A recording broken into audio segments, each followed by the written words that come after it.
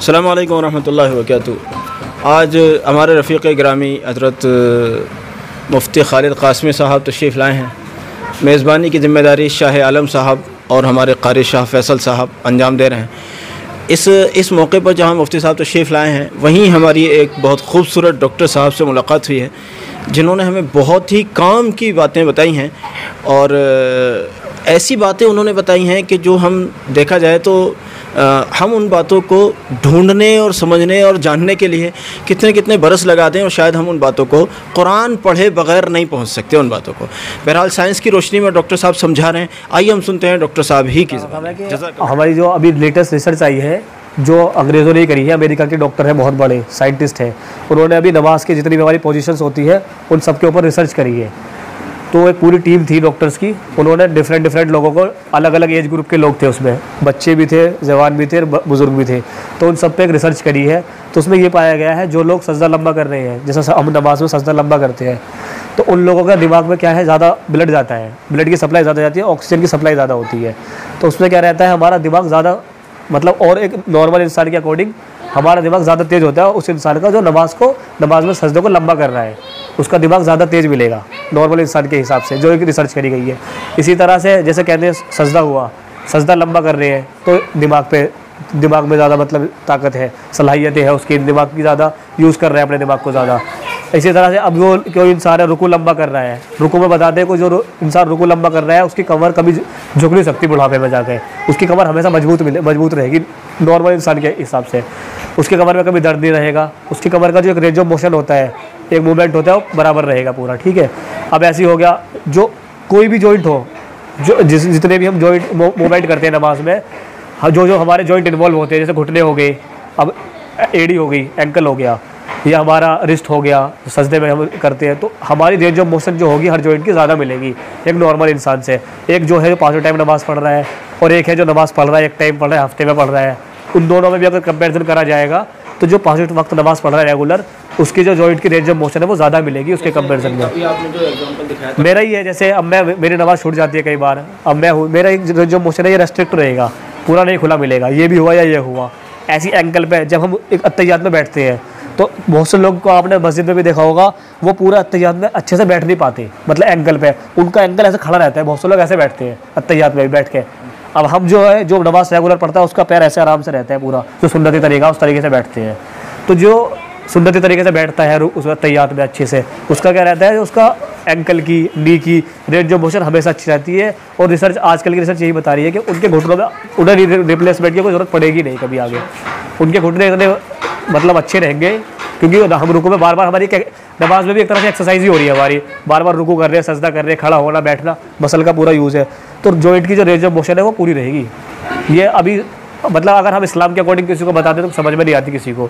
आजकल की साइंस ही खुद बता रही है लोगों को कि अगर नमाज कोई इंसान पढ़ रहा है, 5 वक्त पढ़ रहा है, तो उसको कभी ये परेशानी नहीं आएगी, किसी भी तरह की जो परेशानी है। ऐसी बहुत सारी रिसर्च है जो खुद आजकल के जो गैर मुस्लिम लोग हैं, जो साइंटिस्ट हैं, बड़े अंग्रेज़ हैं, अमेरिका के डॉक्टर हैं, वो खुद आजकल इन चीज़ों पर रिसर्च करके हमें बता रहे हैं। तो ये मैंने भी पढ़ा था कुछ दिन पहले इस चीज़ के बारे में, तो मतलब बड़ा अच्छा लगा कि हमारे इस्लाम ने हमें 1400 साल पहले हमारे नबी ने तरीका बता दिया हमें इस तरह का फिट रहने का।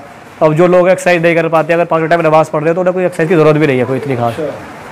तो नमाज सबसे बड़ी एक्सरसाइज है, सबसे अच्छी एक्सरसाइज है। पिछले दिनों ये बात तो रामदेव ने भी कहा थी, कही बहुत लोगों ने कही है भाई, यहाँ की मतलब हिंदुस्तान के साइंटिस्ट हैं, कुछ अमेरिका के साइंटिस्ट हैं, रशिया के साइंटिस्ट हैं, ऐसी कुरान की बहुत सारी आयतों पर उन्होंने रिसर्च की है।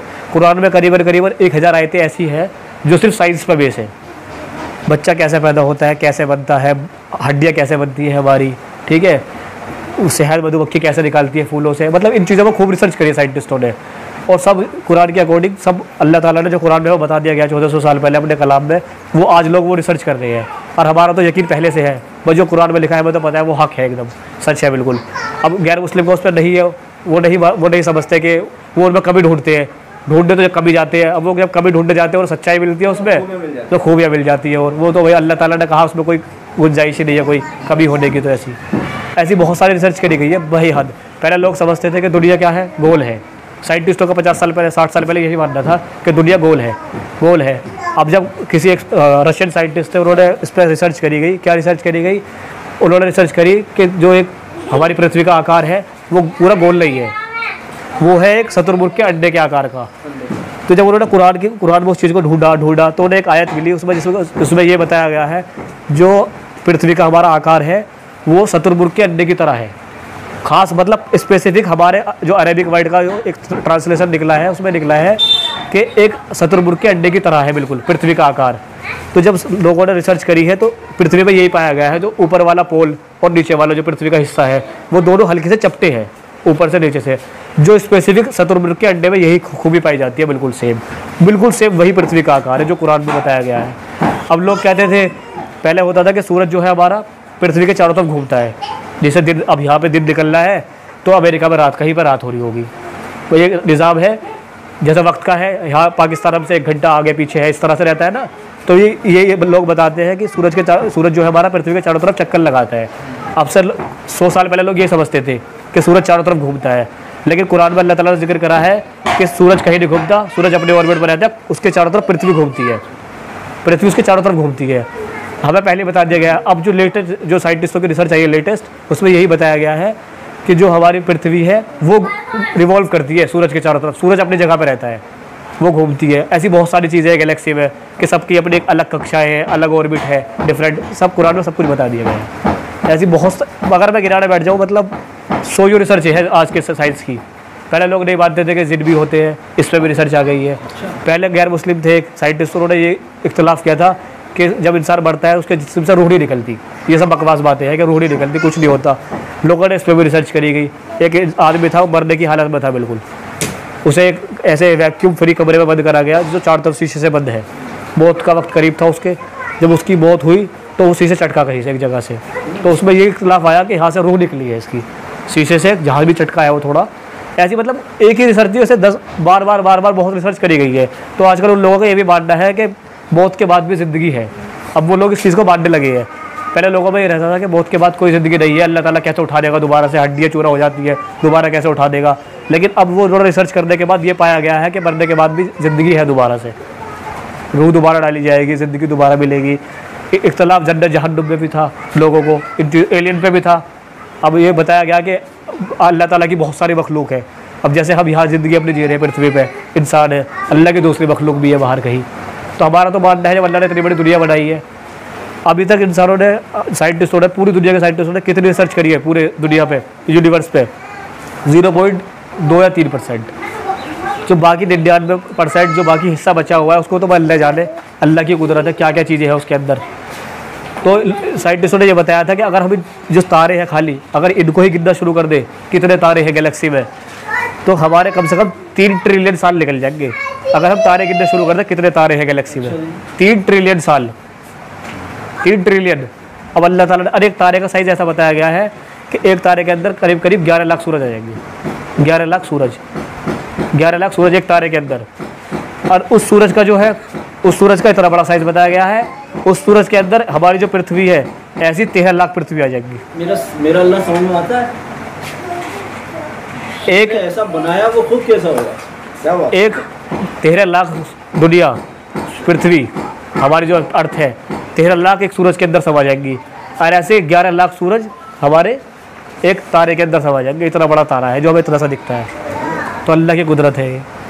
बहुत सारी चीज़ें हैं ऐसी, गिराने बैठो तो बेहिसाब। वाकई साइंटिस्ट ज़्यादा अच्छा समझ सकते हैं अल्लाह को। नहीं, वो लोग जाते कि वो, आप अगर ये डाटा भी उठा के देखोगे, अगर जितने भी गैर मुस्लिम साइंटिस्ट थे जिन्होंने कुरान पर रिसर्च करनी शुरू करी, 90% अल्लाह के शुक्र से अल्हम्दुलिल्लाह सब मुसलमान है आज के टाइम पे, सब मुसलमान है, सब मुसलमान हो गए, सब हो गए हैं। मैंने खुद पर्सनली पढ़ा इन चीज़ों को। बहुत सारे डॉक्टर हैं ऐसे जिन्होंने निकले थे तो इस चीज़ को लेकर कि हम कुरान में कोई एरर निकाल लेंगे इनकी आयतों में, सूरतों में। अल्लाह का चैलेंज है, कुरान में कोई गलती नहीं है। वो निकले थे इस राह पर निकले थे कि हम इसमें कोई गलती निकालेंगे और इसको इस्लाम को गलत साबित करेंगे। जब उन्होंने उस पर रिसर्च करी, अब उसमें कोई गुंजाइश थी नहीं गलती की। आजकल जितने लोगों ने कुरान पर रिसर्च करी है साइंस को लेकर, 90% साइंटिस्ट सब मुसलमान हैं आज के टाइम पे, अल्हम्दुलिल्लाह सब मुसलमान हैं।